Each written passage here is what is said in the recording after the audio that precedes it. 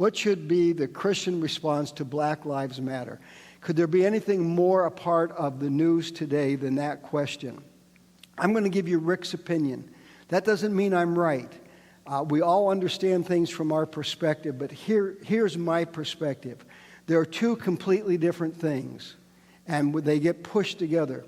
The first thing is the declaration of some people who were keenly aware of the fact that their lives didn't feel like they mattered, who said, Black lives mattered. Now, I'm going to get very personal, and I don't mean to indict anybody other than me. So when I say we, I'm referring to me, myself, and I.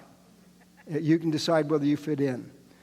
People would say things like this: boy, there's a high murder rate in Fort Wayne, Indiana. For the size city, we have way too many murders. And someone said, yes, but it's only in the southeast quadrant of the city. Almost all of the crime of murder is in the southeast section of the city. And so we just kind of breathed a little relief because it didn't affect me. It affected people that lived in the southeast quadrant. And so what we were unintentionally saying is, those lives don't matter. If you live in a Boyd Township, very rarely is there a murder in our township. We're okay. Let's move on with life, ignoring the fact that there was a part of our city that had a disproportionately high murder rate, and we were walking away like, not my problem. And when God confronted Cain and said, what happened to your brother Abel? And he said, am I my brother's keeper? The answer is, yes, you are. Yes, you are. And if you know anything about the demographics of Fort Wayne, the southeast quadrant has a number of wonderful things, and one of the things it has is a high concentration of African American. So when we don't care that something happened in their zip code, we're saying to them, you don't matter. And I've spent a little bit of time with friends who are pastors, who are black pastors, and I'm trying to learn their heads and their hearts. They're great patient with me, and they overlook a lot.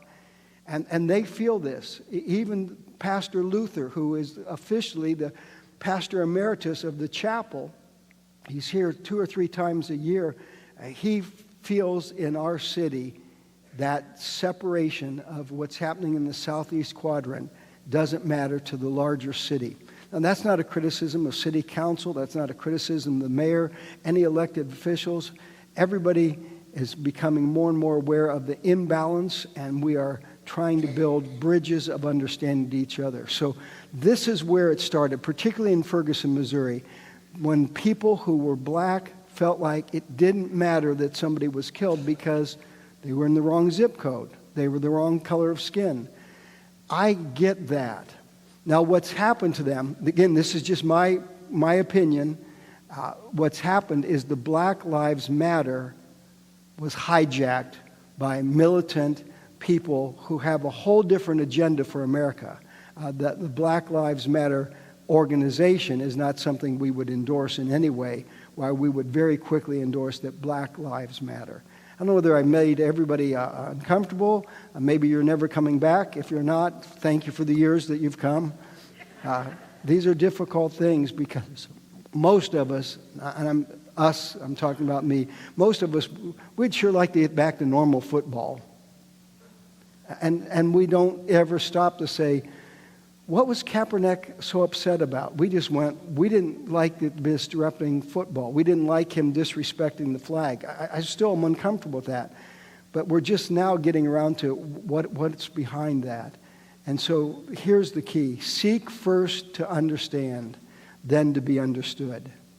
That's going to be a tough assignment.